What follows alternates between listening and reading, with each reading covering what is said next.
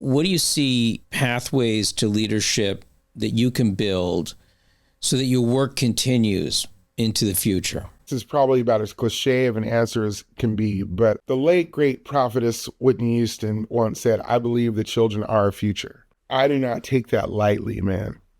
When I start to really look at, my niece and nephew here in Nashville are 13 and 11. I'll ask my niece Zoe, like, who are you dating? And she, she prefers boys, but she appreciates me asking who are you dating because she understands that not everybody sees love the same way. When I see that, it's a little glimpse of hope into the future as to what we can be. I was writing a door made for me, my nephew Declan. I asked him to read a version of A Door Made for Me, my kid's book.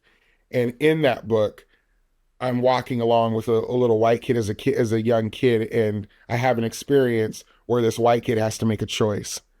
And Declan, when he was younger, when I wrote this book, he read the book and he came to me, he goes, "Uncle Tai, listen, you get to the point in the book where this woman says something mean to you, but Jack, who's a little white kid in the book, he goes, never said anything back to her. It's like, if I was in that, I wouldn't let her talk back to you. Why did Jack? And he goes off. But then he says this thing, bro, that is so funny. He goes, at my school, I'm friends with all of the blacks.